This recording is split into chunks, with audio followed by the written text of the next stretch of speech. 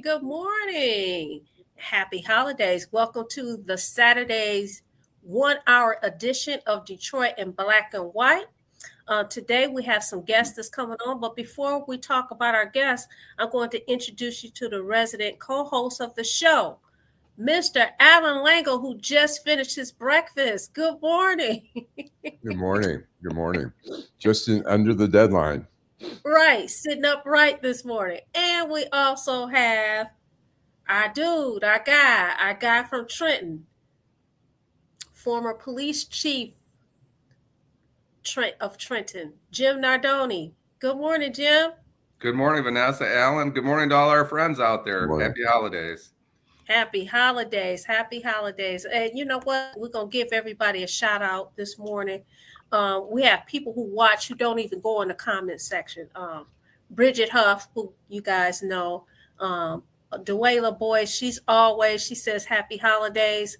We have D. Holly, who watches the show on a regular basis. These are people that I just know off the top of my head that watch the show on a regular basis. You don't like my music. He always does. Jill, what's going on, Jill? Good morning. And guess who joined us? Hey, Cynthia Burnett. Good morning. Good morning. Guess who joined us this morning? Adolph Mongo. Good morning, Mr. Mongo. Who is this? What's going on? Good morning. Good morning, everyone. Good morning, Mongo. Good morning. What's going on? Nothing. We're just doing our introductions, and I guess we're going to start with our outrage. And since you were the last one to come on, we're going to go to you. What's your outrage? What's my outrage? Yes. Hey, Elon Musk. President Musk. Well, he's not the fucking president. But you know what? These people voted for when they voted for Trump, they voted for Elon Musk, Steve Bannon, and all these other minions that got into Trump's ear. Now, I think Trump is almost an 80-year-old man who's losing it. Would say anything, do anything, and they got behind this guy because they figure somewhere in the middle of this term as president again that they're going to have to cart him away, and everybody's going to be jockeying for a position. But people like Elon Musk he's one of the most dangerous men on planet Earth. One, he's the richest guy in the world. Two, he comes from a place where they created a system in South Africa, and his father and grandfather and all them was all part of apartheid, that they don't have a problem saying here's the haves, here's the have-nots, and then there's the little in-betweens.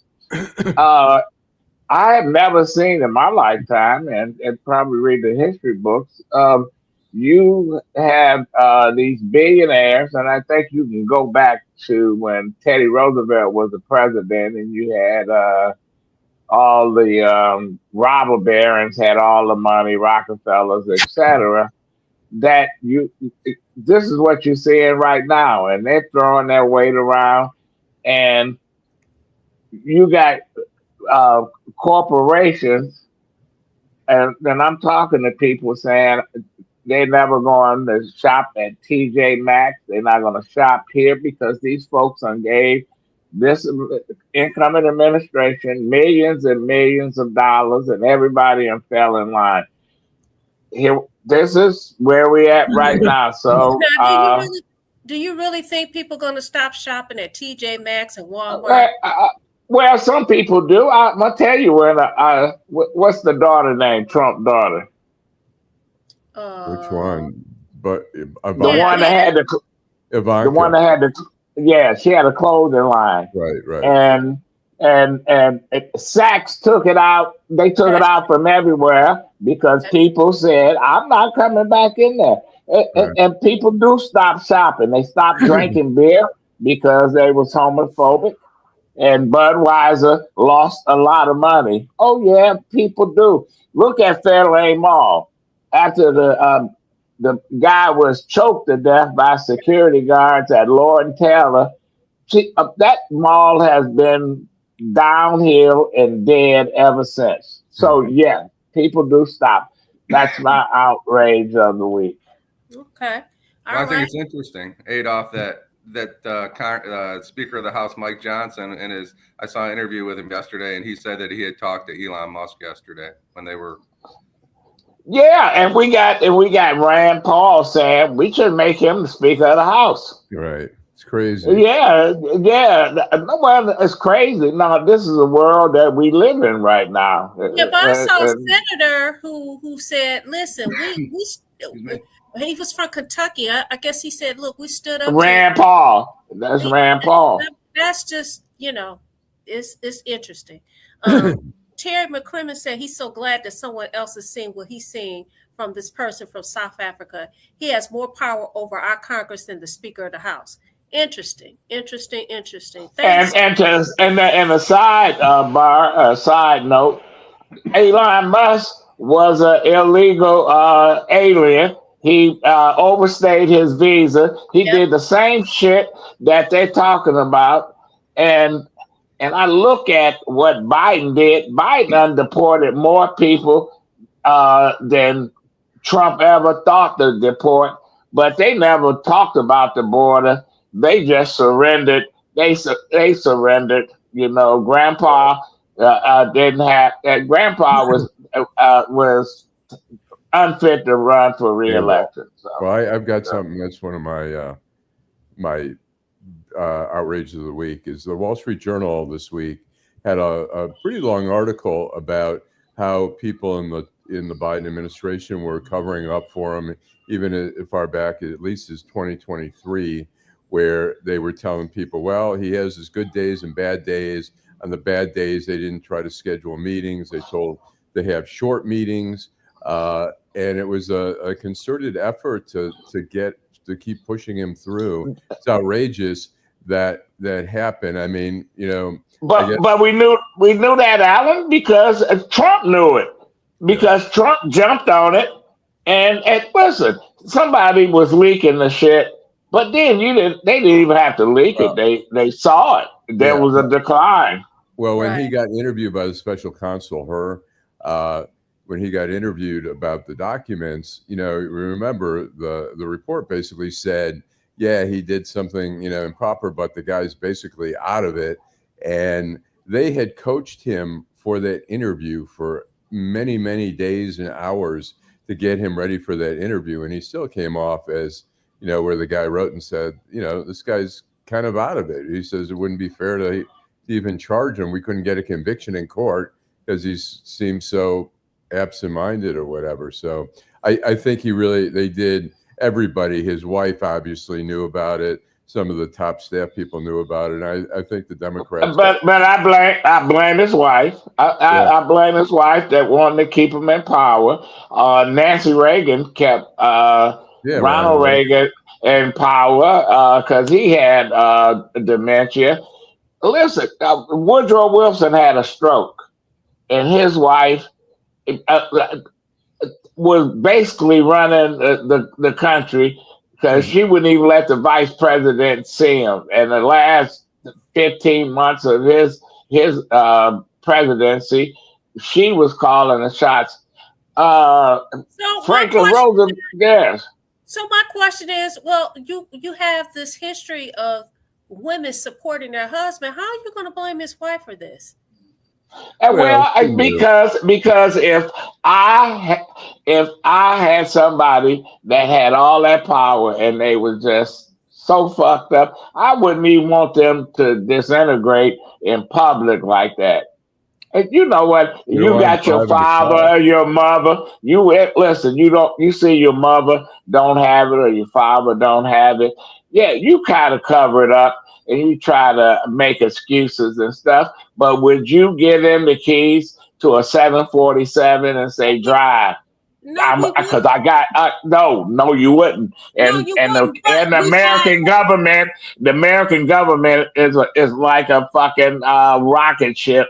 and guess You what? don't let them. We have precedent of it being done before. Is the point You that know I'm what? making? It's I not as real if it has not been done before. It has Yeah, been. well, that don't make it right. No, I it got a doesn't make quick. it right. It make it what it is and what it was. And And so, that's why we are at right now because the powers that be, Obama and them and all the others last year, where if they was gonna make a change, and I'm not saying I disagree with making a change. I just disagree with how it was done. They just came in the middle of the night like night riders, like the Ku Klux Klan with hoods on their head, and they snatched Biden out of the House and they propped up the vice president. And she wasn't ready because Biden them had her on ice. Now you had a steak in the freezer for 3 or 4 years, and now the meat that you was cooking is no good, and you go get the freezer burned steak. You think it's gonna taste good? I I wait, No, got wait, it's not wait, gonna wait. Before taste you good. say something, Al, I I just got want to give a shout a out. Hold little up. story. I I want to want give to a tell. shout out to our guest, Marshall. He says, why not make Hulk Hogan Speaker of the House laugh out loud by turning the political realm into a circus show? People may eventually give up and let the clowns do Do what thou wilt. what thou wilt. Every joke or stupid suggestion is part of a bigger plan to overwhelm the population with insanity until they'll accept whatever is thrown out there. At this point, their end game is foggy. And Terry McCrimmon says he's seen this movie before with Ronald Reagan. Trump, Okay, go ahead. I say, it's about what Trump is going to look like in 4 years with the weight of the White House pressure. shout out Go to ahead, Allan. Marshall. Shout out to Marshall from across the river in Windsor. Okay. Anyways, I want to just tell a real quick story. When I was in D.C., I went to a retirement party for Secret Service. I talked to a guy who had been on the Reagan detail once Reagan was out of office, and he said Reagan had Alzheimer's, where he liked to take the pool strainer, they throw leaves in the pool, and they let him strain the leaves out, and then like 15 minutes later, sometimes they throw the leaves back in, have him do it again, and then they would take him to an elementary school where he liked to throw free throws for basketball. He also was on the Al Gore detail, where when Al Gore was vice president, Al Gore's kid was a troublemaker, and this guy has a master's degree, and Al Gore turned to his son and said, "Look, if you don't straighten out, you're going to end up like these guys," meaning the Secret Service guys who are, well educated, Right. protecting his life. They were not happy with that. Well, but I'm gonna tell you, they knew Reagan lost it when one of his cabinet members, the only African American in the cabinet members, Samuel Pierce, HUD, which is when the Republicans get in office, they always appoint African American if they do, to HUD as the director. They was having a cabinet meeting, and it was obvious that Reagan wasn't even fit to hold a meeting, but he called Samuel Pierce and said, "Boy, come here, get the coffee, get out." He thought he was the servant. He gave him a list of things. Yeah, he said, "Man, this is one of your cabinet members." But they protect their own, and they protecting Trump right now because those folks, and I'm gonna tell you, they just waiting for the day they all gonna be jockeying for who's gonna take a control of the Republican Party. Because I personally don't think Trump is gonna serve out 4 years Now, as why do you president. think that, Adolph? Is it because of his age? Has he shown some signs? Yeah, he's shown some signs. He say anything, do anything. He's mean and nasty. I've seen it in older people. People get it now. Folks are getting dementia and Alzheimer's at an early ages, in the 50s, in the 40s. and stuff. And some of them, you know, they can get mean and they'll say things. And, you know, he's at that point. You know, look at all the clowns that he's nominated. Herschel Walker.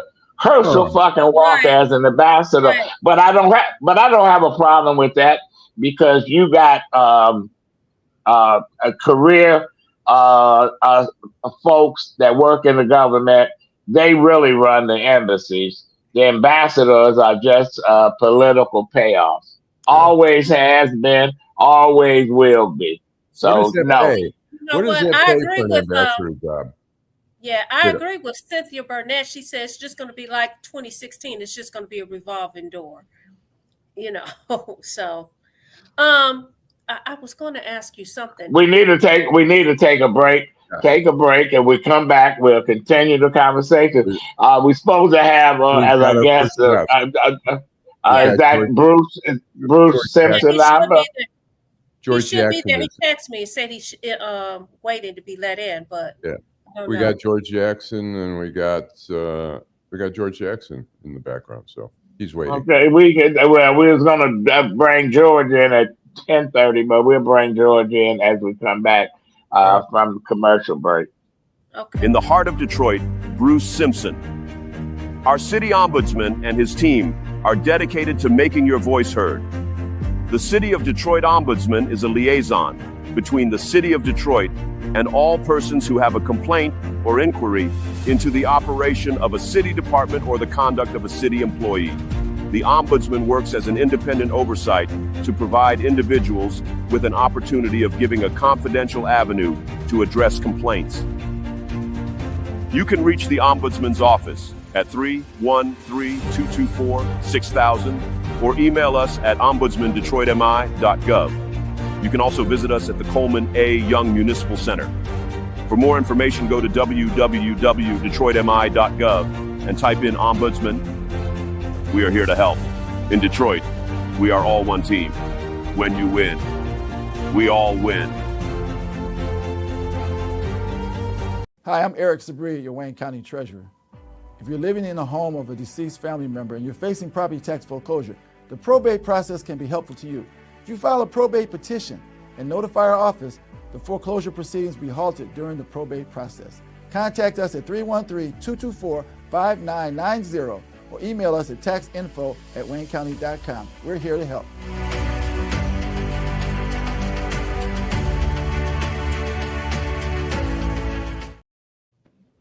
Oh, well, welcome back. Before we go to our guest, Jim, your outrage of the week. Well, at 12:15 a.m. this morning, the U.S. Senate 7620 voted for the Social Security Fairness Act to forward it on to the president. So 21 years this legislation's been pending, I guess. Two Republicans, of course, tried to torpedo the act. Mike Lee from Utah and Ted Cruz, obviously not a friend of the working people. So I'm going to give you a quick example. Because I am 2.8 million people that fell through the cracks in this act that receive pensions from somewhere else, have their Social Security reduced. So my Social Security right now, yesterday I did an estimate with without the new act, $411, $195 for Medicare. So I was going to be able to get $51 a week Social Security. So it's not an outrage. I'm happy that this legislation has finally gone through, and this is going to help the people, the police officers, the wives, the widows. 83% of the people are women that it's going to help. And the Republicans tried to torpedo it yesterday. Okay. So Listen, it is what it is. I think you're Yeah. going to see Republicans trying to go after privatize Social Security, privatize the U.S. Postal Service, and I'm not sure. But the Social Security, I saw a clip of a speech that Reagan gave about Social Security. He said you can reduce it, you can eliminate it, and you're not going to save any money because none of that money that you save goes into the general fund.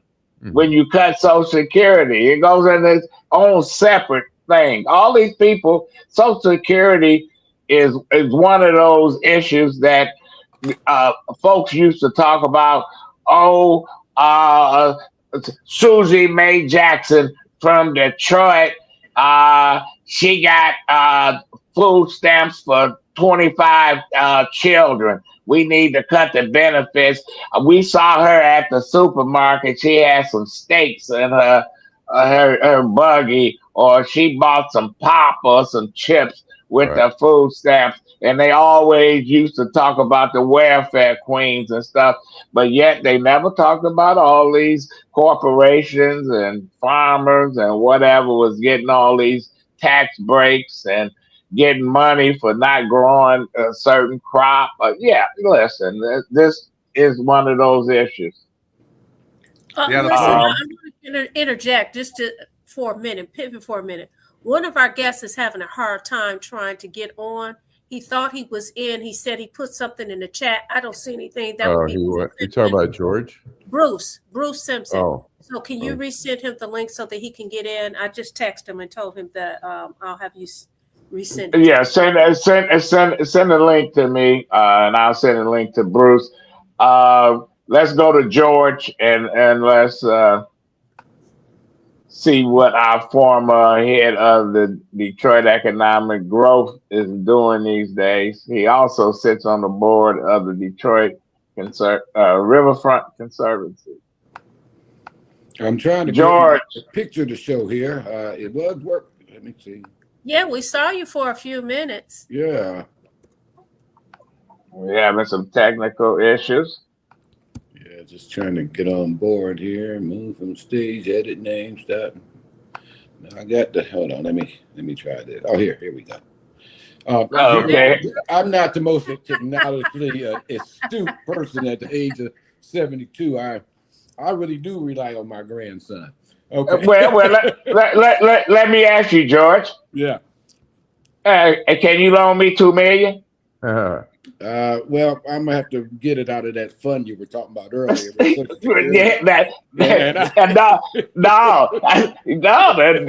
That conservancy got all the money. Oh well, well, I don't. I won't go on to that one, but maybe we will later. Okay, George, you listen. One of the reasons I wanted to have you on because you were as the head of DEGC, Detroit Economic Growth. You were in the middle of all the revival that's going downtown, that's happening, that transformed this city in the last 6, 7, 8 years, 12 years, and yet I don't. When they give accolades out. They say the mayor, they say this name and that name. I called you and said, where's your name at? Because I know what you undone. A lot of people do. I get reminders of that quite a bit. But obviously there is, and I will say, an intentional effort to basically eliminate my legacy. In terms of the contributions I made to this city. Why? It's very obvious, actually. First of all, I think that history, we have a historic transformation. I definitely played a heavy role in doing some real heavy lifting, myself and my wonderful staff at the DEGC, as well as other partners. And I think that what's going on now is that history is being told in terms of where legends are. Somebody's contributions are based on personal relationships, personal inner circles. I think that that this transformation should be based on historic fact, and it's there. I mean, it's everything we did at the DGC was documented because we ran city authorities. George, could you explain a little bit when you say you're saying personal relationships? We're not kind of getting. Can you be more specific? Well, I'm gonna be specific. M1 Rail, the Riverfront Conservancy, the Riverwalk, development of the Riverwalk. There was just a 20-year celebration of that. And they claimed that it was announced that, and in a couple news articles, both the Free Press, I believe, and Cranes. This has been going on for the whole time. Actually, the DEGC and other city departments did most of the heavy lifting, particularly on the East Riverfront, including project management of the Riverwalk itself, demolition, remediation, the Uniroyal site, which went almost 20 years sitting there dormant. I led a team that we got that done. We got the cement silos off the riverfront. We did more land acquisition than anyone on the east. We owned the land because we had the casinos land when the casinos were supposed to go to dinner Archer years was changed with Kilpatrick, and we threw that in. We're way over $100 million, not to mention the effort of trying to get things done that were not done previously. That is historic, like Uniroyal, like the cement silo removals. I grew up in Detroit. I always wanted access. Right now, it's being replayed more based on who's telling the story. And there's always this term called his history is his history. And that's really what's going on, you know. Is that like Duggan that you're talking about? Well, I think the key player in this is, let me put it this way. I think that you have in those of two, a lot of these folks are in the same, let's say, club, so to speak.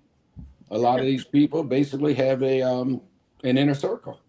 Yeah. And who's in the inner circle basically depends on who's in the inner circle, who gets credit for work here, not historic facts or merit. Mm-hmm. Let me put it another way. If you looked at, take the Riverwalk, all that going on, particularly in the east, where I was much more heavily involved in. Take the names out, just look at the facts of what was done, and then compare that to what skills were required to do what was done. If you base that on the facts, based on those two things, it'd be different than who you see and taking the bows now and getting the credit. Matter of fact, the people who did that work are given second and third tier status. And that includes, I mean, they just had a big event over on Uniroyal. 20 years. Well, that was done by DEGC, my staff, me, the city of Detroit, Sarah Lau, who had retired, Ray Scott, and Michigan Michigan Natural Resources, who are their Eagle division for environmental cleanups. They had a big event about that. Didn't even mention anybody who did that work. That work was what was historic, not being close to somebody doing a spin job on who did it, if you get my drift.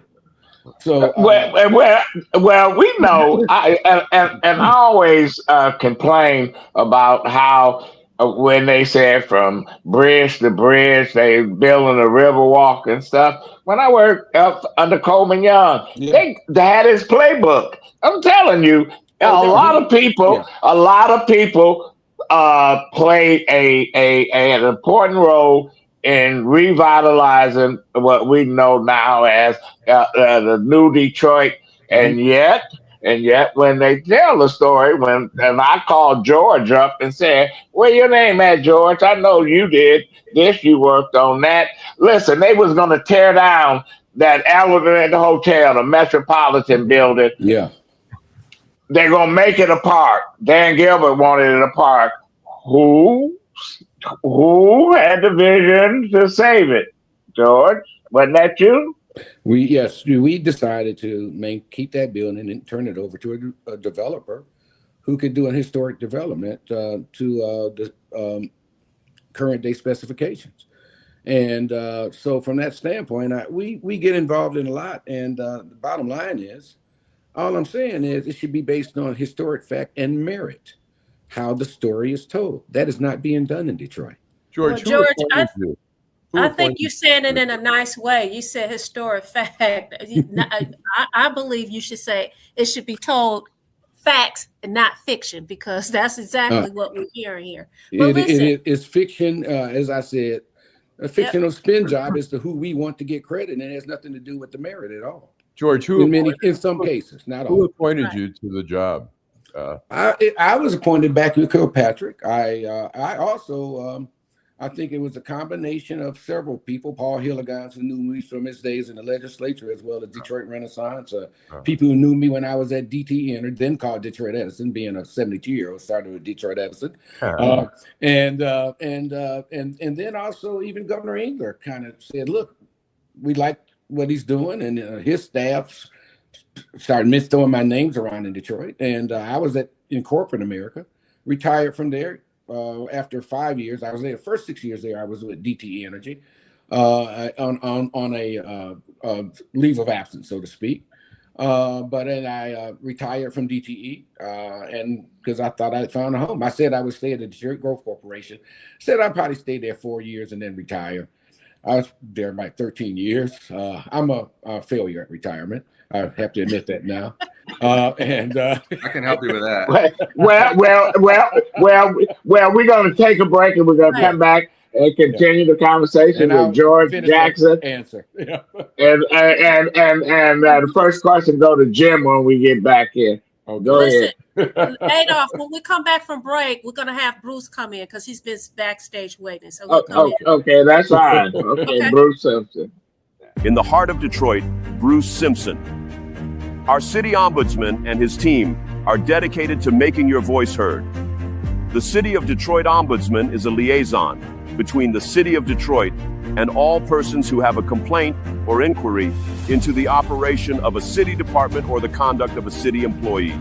The Ombudsman works as an independent oversight to provide individuals with an opportunity of giving a confidential avenue to address complaints.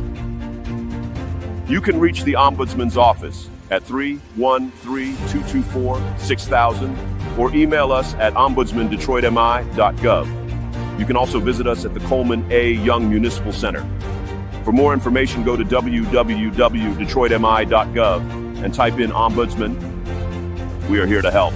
In Detroit, we are all one team. When you win, we all win. Hi, I'm Eric Sabri, your Wayne County Treasurer. If you're living in a home of a deceased family member and you're facing property tax foreclosure, the probate process can be helpful to you. If you file a probate petition and notify our office, the foreclosure proceedings will be halted during the probate process. Contact us at 313-224-5990 or email us at taxinfo@waynecounty.com. We're here to help.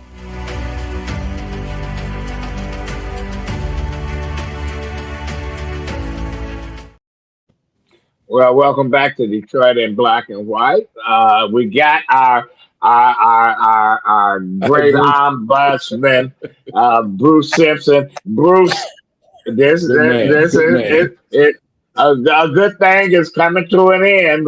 When do your term expire? It's been 10 years. And you don't look a day over 30. I wish my kids felt that way. October of 25, man. But you know, it's been longer than 10 years, man. My time in the ombudsman's office, when I walk away, it'll be 18 years. Wow. The office as a whole, and I want to put that into perspective for people. The office as a whole came in with Coleman Young and that 74 charter, and so it's been 50 years of service.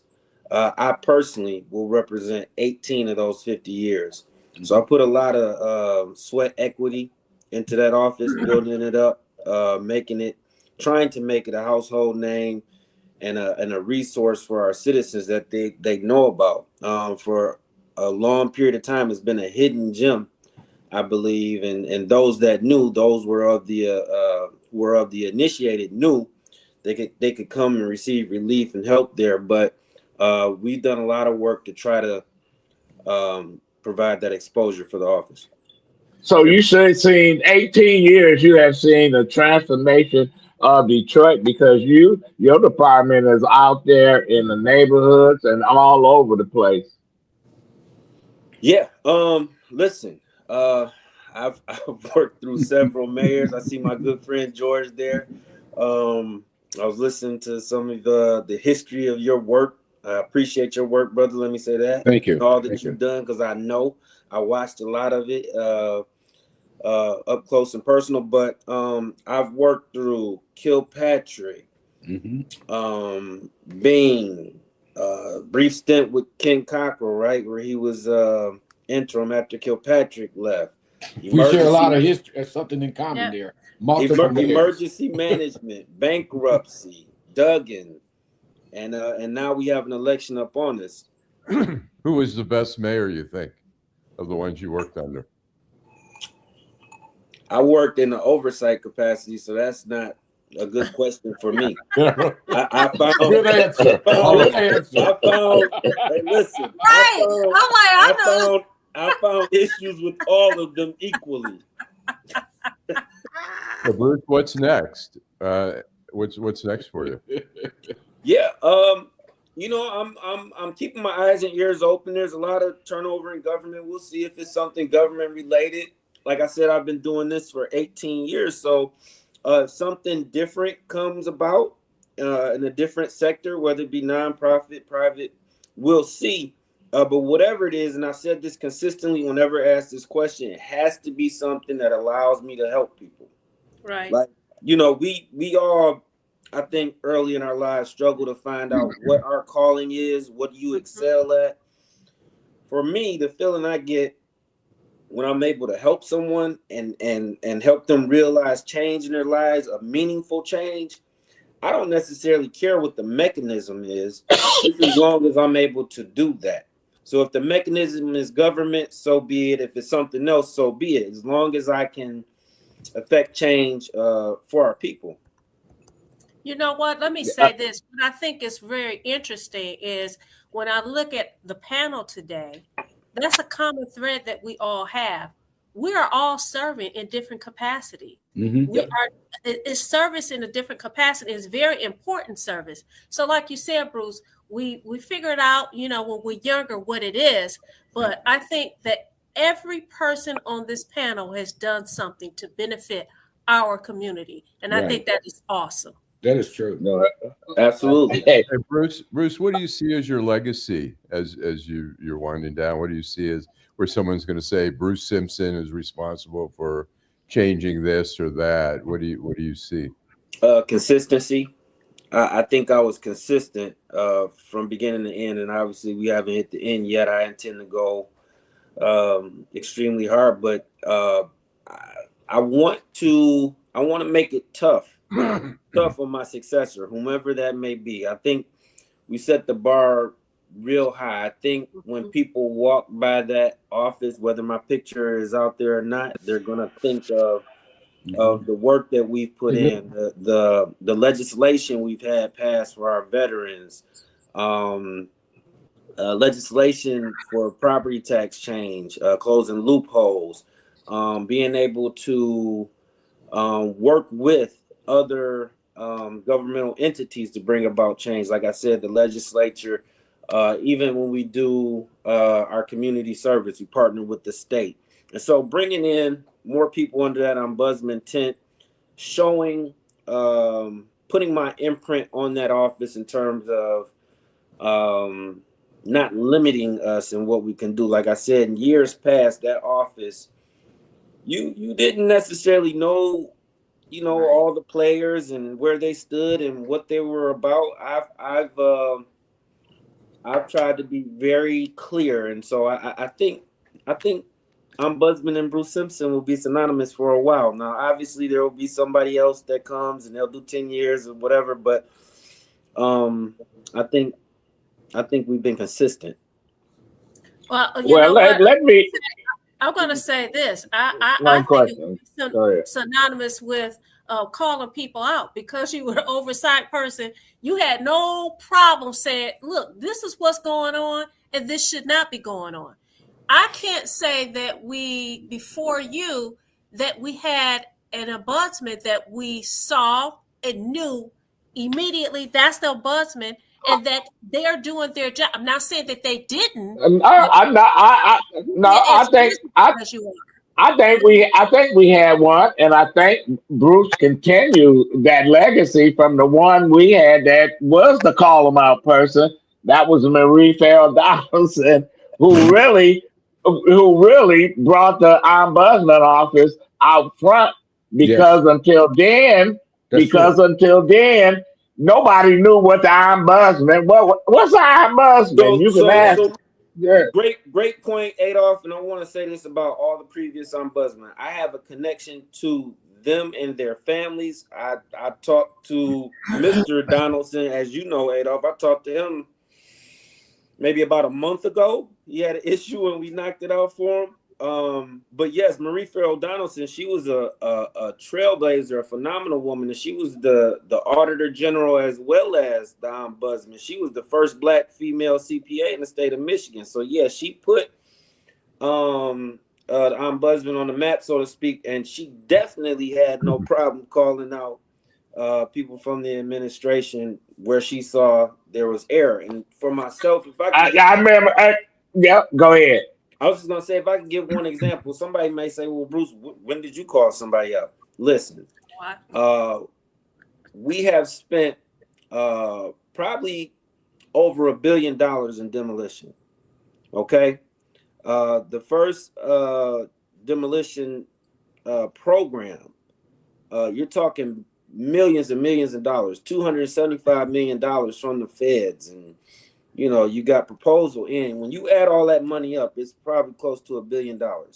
When that program was failing, and it was the administration's #1 initiative, meaning people were kind of scared to touch it. If you go back and look, we had all sorts of investigations, federal investigations, and all these things, but yet no one wanted to say anything.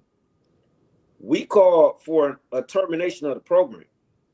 Go back, check the record, check the reports. We called for a termination of the program. And guess what? You now have a demolition department. Right. That didn't exist because the way they were running it before through the Detroit Building Authority just wasn't working. And so that's a specific example of our consistency in terms of saying, hey, this is not working. Yes, you're demolishing a lot of homes, but there's a problem with the way you're going about things. And it's not personal. It's just, making sure that our citizens are protected. It's just business. Jim, I'll go to you. I had a question for Mr. Jackson. Yes. I think that it's instant gratification for politicians, but I'd like for you to describe for our viewers how the process works when it's a project development, when you have to talk about soil and acquisition of land and all these things. I don't think people realize that it could be a decade or a longer project, right? That is true. I'll give you an example of what happened in Uniroyal. And this is an example is that, first of all, it takes a lot of expertise way beyond mine to pull these things off. Very important point. But also with Uniroyal, we started off and we had two things we had to do.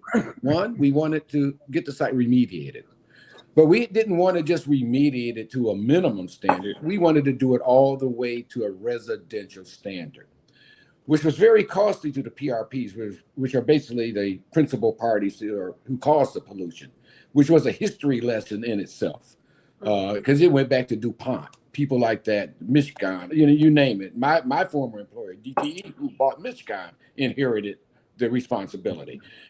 So when you have that type of situation, we had to do the remediation. Then we also were simultaneously working with potential developers.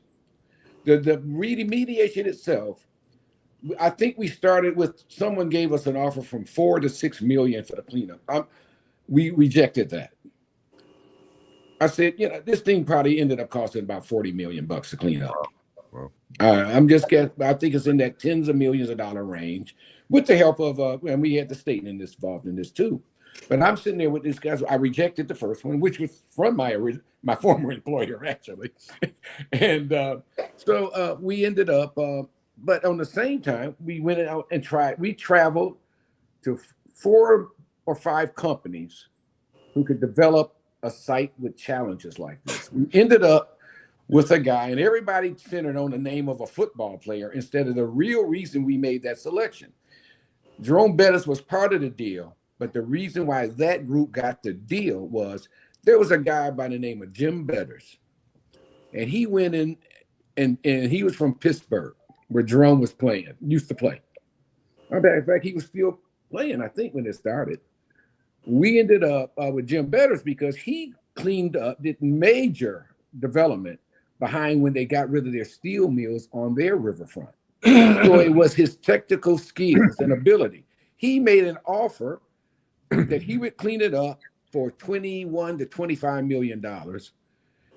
The principal parties, which had Michelin, DTE, DuPont, a number of companies, turned them down, said, we'll do it ourselves.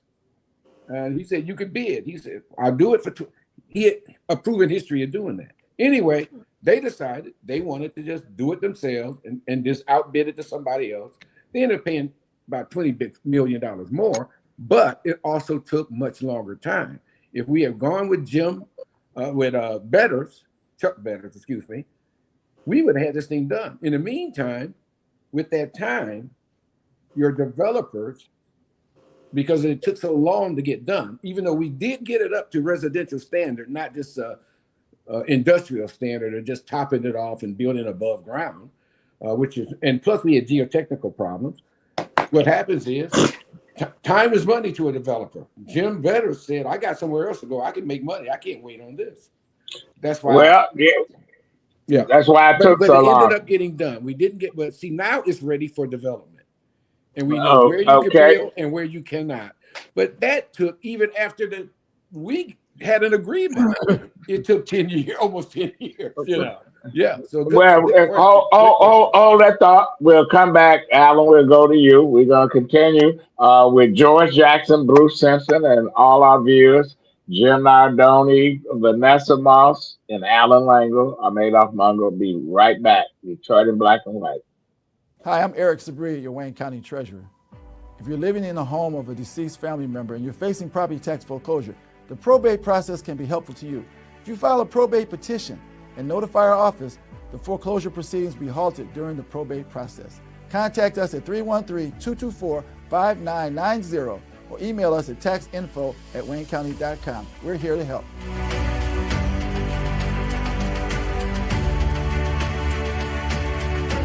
In the heart of Detroit, Bruce Simpson. Our city ombudsman and his team are dedicated to making your voice heard. The City of Detroit Ombudsman is a liaison between the City of Detroit and all persons who have a complaint or inquiry into the operation of a city department or the conduct of a city employee.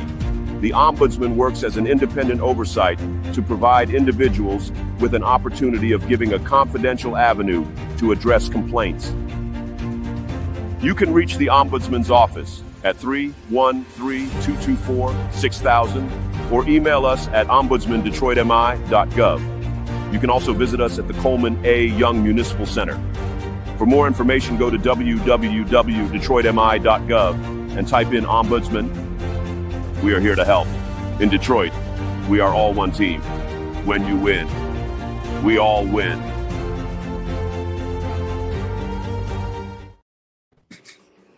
Okay, we're back. Adolph Mongo, Detroit in black and white. George, I have a question for you. Yes. I know I joked when you first came on about the $2 million. You sit on the board of the Riverfront Conservancy. What's the future of this board now that they got this scandal? And personally, I don't believe one person was by himself, and I got a police chief, and I got an attorney on this, and an investigative reporter, and a guy that he digs every day in the financial going on of the city. I don't believe it was one person that was alone on this. That was my question.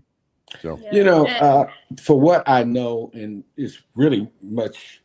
Probably most people know that right now, they feel that the only person that has had some issues is identified. It was our Will Smith, and the CPA firm has had some damage done to its reputation and business. I can say that the person who owned that company used to own it and sold it, but I probably still has some kind of financial relationship with them, has said, hey, we only can audit what our client gives us. So from that standpoint, right now, the only person that I know of that the FBI has identified so far has been Will Smith. I don't know what other players were there, but they're yeah. But I understand shouldn't the buck stop at the person at the top?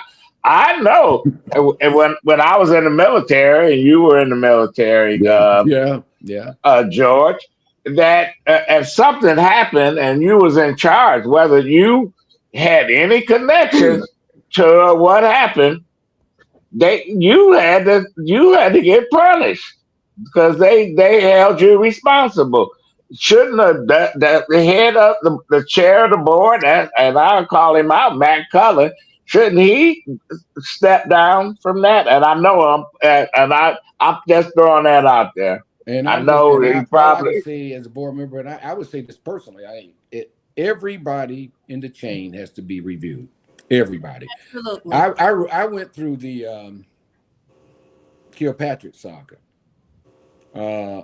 Hell, I had to meet with the FBI because I was in the neighborhood, so to speak.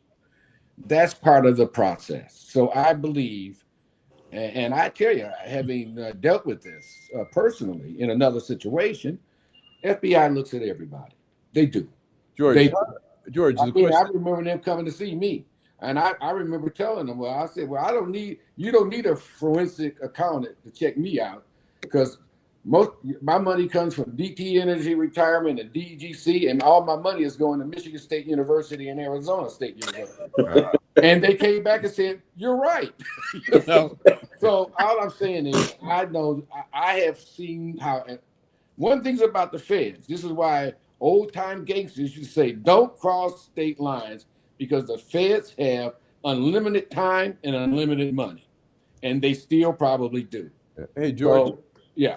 How did when we talk about $40 million missing and the Conservancy still continued to operate, it's just kind of mind-boggling that $40 million goes missing and it's not noticed.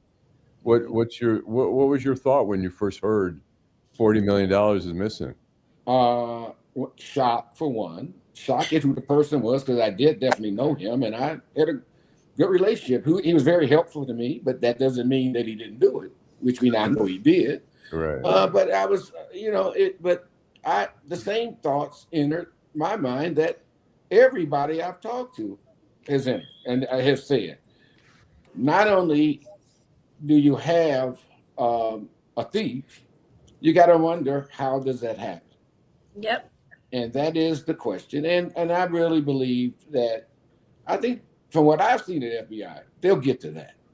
Yeah. If I could just chime in. Go ahead, Bruce. Time. These things take time. Right. And although we know the main perpetrator, that's been revealed, anyone who was involved, they will be caught. The people that are looking into this are methodical and take their time doing what they do so they can make sure that they get any and everybody. So they will get anyone else that may have been involved that assisted them. George, are there more? Every question they asked me, I knew they already knew the answer. George, they knew what I did in Cooley High School, Pfister Elementary School. George, do you think there are more people involved? I have not seen any evidence of that. None. Well, we know American Express was involved. They got 15 million. So he must have one of those moon cards. Well, there's a chip in his head. I will defer to the FBI in terms of what they have done, because having had personal experience that I wasn't asking for, to Bruce's point and my earlier point, they have all the time and money in the world. Absolutely. And they are asking the same questions. They're extremely thorough. As an old newspaper reporter, I just got that gut feeling Jim, you're a former cop. What's your gut feeling on that? There's more than one. Somebody knew something else. I'm not questioning that. It may be a matter of time. Well, anyway, I think it is a matter. Go ahead. I mean, it could be, but again, you got a lot of stuff going on in terms of the transactions that they have to look at, and there got to be external people to what we've heard too, and think who would be involved from the standpoint of how do you get bank statements that are perfect. But that was just like, that was just like when I worked for the city. They had a scandal, income tax refund from the city. We all know city don't give out too many refunds, and not big refunds that you get. The bank, NBD, put a flag saying, we got folks coming in here with big refund checks from the city. It was a red flag. Somebody was stealing money. So the city appointed the income tax director to investigate. He was the one that was the master. At the end of the day, he was the one that was doing it all. George, is it your understanding that the FBI is still trying to find out? Oh, they all the time in the world to do it, and all the money. They got the budget to do it. They're like I said, I'm convinced about their thoroughness on something like this, especially the amount of money over this longer period. I would say your last question, Vanessa, and then we'll wrap it up. It's not a question; it's a statement. From the very beginning, I have said Go ahead. that this is not just one person's work. Well, I'm telling you, it's not. So, and to George's point, and to Bruce's point, listen, they take their time because they want to make sure that they're thorough. We all know that there was a board. We all know that there was some oversight. So we just have to wait and see. But there is no way you can convince me that it was just one person. There were people that was complicit in this. Ain't no question. So we are gonna do our final thought. I'll go to you, Bruce. Your final thought for the day. My final thought is Tip O'Neill. All politics are local. So we got what we got on the federal level. That means that we have to be stronger than ever on the local level. That means who you put in office for mayor, who you select for council, who you select for your state rep, who you select for your Wayne County commissioner. It matters more now than it ever did. It's not that it didn't matter before, but understand that we won't be able to look towards Washington for relief. Okay, so it's time to tighten up the belt and your boot laces and get to work locally. Okay, George, your final thought. Again, I get back to my opening point. We got to deal with things with facts and be real, because that's how you resolve issues and problems. As much as possible, keep the politics, and I'm not just talking about electoral politics, out of economic development, business, and everything else. Go with the facts, go with merit. But as I said before, if you're going to manage something, understand what you know, but more importantly, understand what you don't know, and get yourself people on your team who know stuff that you don't know, who are better at it than you, and give them equal responsibility with the authority, and the equal authority with the responsibility. That's what I have to say. Jim, which is what I did at DETC. So I named this segment Demolitions and Development. And I think what's important is if you drive around Detroit, if you walk down the sidewalk, if you're looking around, these two gentlemen right here, they have impact everywhere in our community. And I don't think we should forget these gentlemen's names, because they deserve the credit that they get. They deserve more credit than they've gotten. Allan? I am looking forward to Sunday's game with the Lions. See what the Lions can do with their, the battered team, but they're still confident. I mean, they've still got a lot of kick-ass players, and let's hope they can plow through. So. Okay. Vanessa? I'm with you on that. 36 Okay. years season ticket holder. Okay, first I want to acknowledge all the people that watch Detroit in Black and White, and particularly the people that are making the comments.